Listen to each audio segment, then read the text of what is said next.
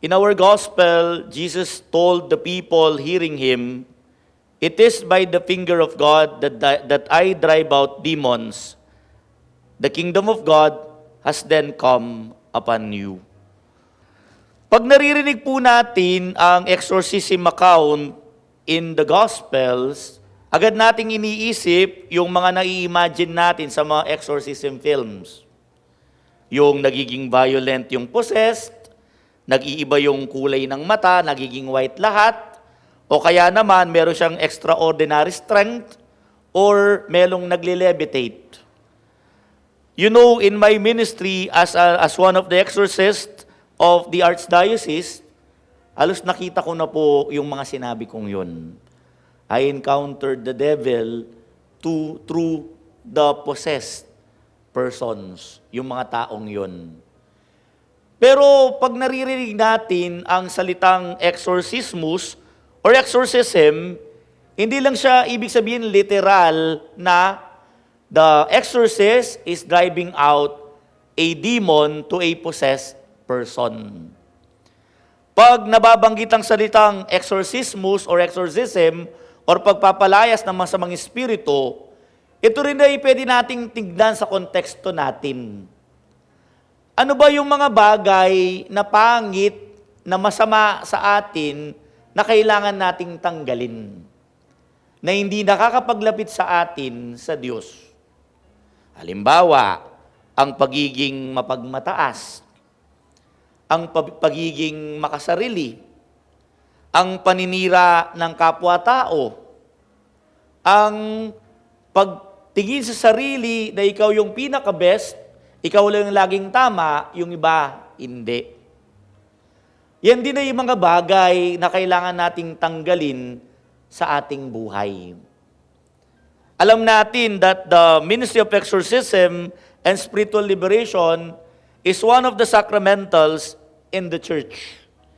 And it falls under the category of healing ministry. Because the afflicted is sick by the demon possessing her or him, and then the church, in the name of Jesus, itinataboy ang mga masamang espiritong yon. Pero sa ating konteksto, tignan natin ano ba yung mga masama sa atin na kailangan nating tanggalin. Kasi ang exorcism, ibig sabihin, pagpapalayas ng masama, ng kasamaan, sa ating buhay. Kaya po ngayong araw na ito yung ating pagnilayan. Ano yung mga bagay na hindi naaayon sa ating pananampalataya? Ano yung mga bagay na nakakapaglayo sa atin sa Diyos? Ano yung mga bagay na kung saan nagiging tahimik tayo lalong-lalo na sa kabutihan? Alam niyo po, yun yung ginagawa sa atin ng kasamaan. When it is something good, we do not speak about it. We glory, we are happy pag masama ang pinopromote, iniaalay sa atin. Kaya naman po sa banal na misang ito, sa pangalan ni Jesus, ating pagnilayan, ano ba yung mga masama na gawin natin? At hingin natin kay Kristo, Jesus, natanggalin niya ang mga bagay na ito upang tayo maging karapat-dapat na maging tagasunod ng Diyos.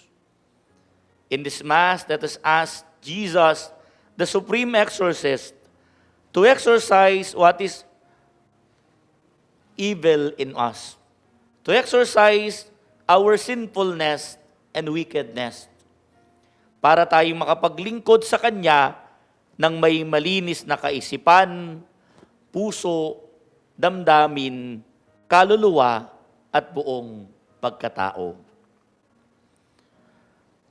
Jesus, tanggalin mo ang pangit sa amin, ang masama sa buhay namin, nang sa gayon makapamuhay kami ng banal at malinis sa iyong harapan.